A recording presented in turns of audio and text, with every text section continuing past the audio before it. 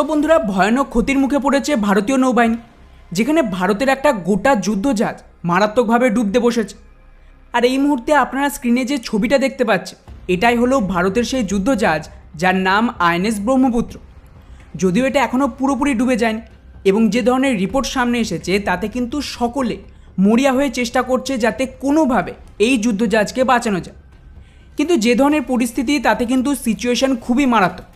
ফলে এখানে স্বাভাবিকভাবেই প্রশ্ন দাঁড়াচ্ছে যে আচমকা ভারতের এই যুদ্ধজাহাজ এইভাবে ডুবে গেল কী করে। আর তার চেয়েও গুরুত্বপূর্ণ প্রশ্ন, তাহলে কি এই যুদ্ধজাহাজ সম্পূর্ণ নষ্ট হয়ে গেল এবং এটাকে কি কোনোভাবেই বাঁচানো সম্ভব না? সবটাই জানবো আজকের এই ভিডিওতে। তবে তার আগে অবশ্যই আমাদের চ্যানেলটিকে সাবস্ক্রাইব করে আমাদেরকে সাপোর্ট করবেন। তো বন্ধুরা, ভারতের স্বদেশী ব্রহ্মপুত্র ক্লাসের মেন ফ্রিগেট হলো ভারতের এই আইএনএস ব্রহ্মপুত্র, যাকে হালেই মুম্বাই ডকইয়ার্ডে পাঠানো হয় রিফিটের জন্য। কিন্তু দুর্ভাগ্যজনকভাবে গতকাল সন্ধ্যের দিকে আচমকায় কোনো কারণে এই যুদ্ধজাহাজে কাজের দৌড় এখানে আগুন লেগে যায়। যদিও ঠিক কী কারণে আগুন লেগেছে, আদৌ ভুলবশত নাকি কোনো ষড়যন্ত্র, সেই সমস্ত জানা যায়নি। কিন্তু মুশকিল হলো এই আগুন এতটাই বেড়ে যায় যে তড়িঘড়ি ডকইয়ার্ডের ফায়ার ফাইটার যে স্কোয়াড, তারা আগুন নেভাতে শুরু করে।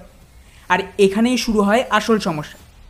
এত বড় জাহাজ, এতে আগুন নেভানোর জন্য প্রচুর পরিমাণে জলের প্রয়োজন হয়। ফলে এই আগুন নেভাতে গিয়ে এই সমস্ত জল যুদ্ধজাহাজে জমা হতে শুরু করে। এরপর অনেক কষ্টেই ফায়ার ফাইটার স্কোয়াড আগুন কন্ট্রোলে তো নিয়ে আসে, কিন্তু যেমনটা আমি বললাম যে এর ফলে ওই জল এই জাহাজের ভেতরেই জমা হতে শুরু করে। আর অতিরিক্ত জল জমা হওয়ার কারণে এটা কিন্তু জাহাজের যে হাল, তার ভেতর ঢুকে পড়ে এবং ইভেনচুয়ালি এই অতিরিক্ত জলের ভারে জাহাজ একদিকে কাত হয়ে যায়। এমন পরিস্থিতিতে এই জাহাজকে ওখানে স্টেবল রাখা কিন্তু কোনোভাবেই সম্ভব ছিল না, এবং গোটা জাহাজটাই দেখতে দেখতে একদিকে কাত হয়ে পড়ে যায়। আর এটা কিন্তু খুবই বিপজ্জনক পরিস্থিতি, কেননা একদিকে কাত হয়ে যাওয়ার ফলে সমুদ্রের জল হু হু করে জাহাজের ভেতর ঢুকতে শুরু করে দেয়, এবং যত বেশি এই জল ঢুকতে থাকবে তত ধীরে ধীরে এই জাহাজ জলের নিচে ডুবতে থাকবে। আর যে ধরনের ছবি সামনে এসেছে তাতে তো কোনো সন্দেহ নেই যে জাহাজ প্রায় অর্ধেক জলের মধ্যে ডুবে রয়েছে। যদিও রিপোর্ট অনুযায়ী এই মুহূর্তে ওখানে চেষ্টা চলছে যাতে কোনোভাবে এই জাহাজের ভেতর জল ঢোকা আটকানো যায়, তবে হয়তো জাহাজটা বাঁচানো যেতে পারে। কিন্তু মুশকিল হলো এটা এতটাও সহজ নয়। তার ওপর অলরেডি যে জল ঢুকে গেছে তাকেও বের করে জাহাজকে দাঁড় করাতে হবে। ফলে বুঝতেই পারছেন যে 4000 টনের এই জাহাজকে স্টেবল করা মুখের কথা না। কিন্তু এবার এখানে প্রশ্ন দাঁড়াচ্ছে যে এখানে কী ধরনের ক্ষয়ক্ষতি হয়েছে। তো বন্ধুরা, এই মুহূর্তে তো সবটা জানা যায় না, তবে নৌবাহিনীর দাবি যে সময় অ্যাক্সিডেন্ট হয় ওখানে কিন্তু একাধিক সেলার কাজ করছিল, তাই ইমিডিয়েটলি ওখানে একটা রেস্কিউ অপারেশনকেও লঞ্চ করা হয় যাতে তাড়াতাড়ি সুরক্ষিতভাবে সকলকে বাঁচানো যায়। ফলে রেস্কিউ অপারেশনের দরুন সকলকে সুরক্ষিত বাঁচিয়ে নিল একজন নেভি সেলার এই মুহূর্তে নিখোঁজ রয়েছে। এখন বোঝা যাচ্ছে না যে উনি কোনোভাবেই জাহাজের ভেতরেই আটকা পড়ে গেছে নাকি। ভগবান না করুক, যদি আটকা পড়ে থাকে তাহলে কিন্তু বাঁচার চান্স খুবই কম। অন্তত এর যে ভিডিও ফুটেজ, তার থেকে তো এটাই মনে হচ্ছে। আর শুধু তাই নয়, এই ছবিটা ভালোভাবে দেখলেই বোঝা যাচ্ছে যে জাহাজটা কিন্তু মারাত্মকভাবে ক্ষতিগ্রস্ত হয়েছে। এর রাডার সিস্টেম ব্যাপক ড্যামেজ হয়েছে। সাইডে কতটা ড্যামেজ হয়েছে সেটা বোঝা যাচ্ছে না, তবে জল ঢুকে যাওয়ার ফলে এর যে প্রপালশন সিস্টেম, ইলেকট্রনিক সিস্টেম, সেটা কিন্তু অলরেডি ব্যাপক ক্ষতিগ্রস্ত হয়েছে। আর এটা স্বাভাবিক।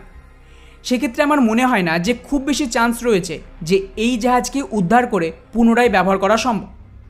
হ্যাঁ, এটা ঠিক যে এই জাহাজ অলরেডি 24 বছর পুরনো, কিন্তু তাও আরও বছর 10 এটাকে ব্যবহার করা সম্ভব ছিল। সেক্ষেত্রে হয়তো ভারত নিজেদের একটা খুবই গুরুত্বপূর্ণ জাহাজ এখানে হারিয়ে ফেলে। কিন্তু বন্ধুরা, দুঃখের বিষয় হলো এটা প্রথমবার নয়।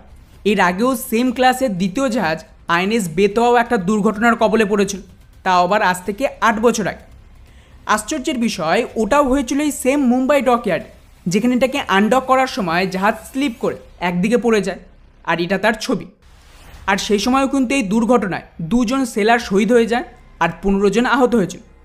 পরে অবশ্য এক আমেরিকান কোম্পানির সাহায্যে 20 কোটি টাকা খরচ করে পুনরায় এই জাহাজকে ঠিক করা হয়, এবং এটা বর্তমানে নেভির সার্ভিসে রয়েছে। ফলে ডেফিনেটলি এখানে এই ডকইয়ার্ডে কোনো না কোনো সমস্যা রয়েছে, কারণ এটা ঠিক যে এই ধরনের রিফিটে অ্যাক্সিডেন্ট হওয়া খুবই কমন ব্যাপার। কিন্তু এটাকে কাউন্টার করার জন্য একটা স্পেশাল ব্যবস্থাও রয়েছে, যাকে বলা হয় এসওপি বা স্ট্যান্ডার্ড অপারেটিং প্রসিডিওর। আর খুব সম্ভবত এখানে এই প্রসিডিওরকে ঠিক মতন ফলো করা হয়নি, যার ফলস্বরূপই এই দুর্ঘটনা হয়েছে। যদিও নৌবাহিনীর তরফ থেকে অবশ্যই এর উপর ইনভেস্টিগেশনের আদেশ দিয়েছে, এবং যতক্ষণ না অফিসিয়াল ইনভেস্টিগেশনের রিপোর্ট সামনে আসছে ততক্ষণ কিছু বলা ঠিক হবে না যে কী কারণে এটা হয়েছে।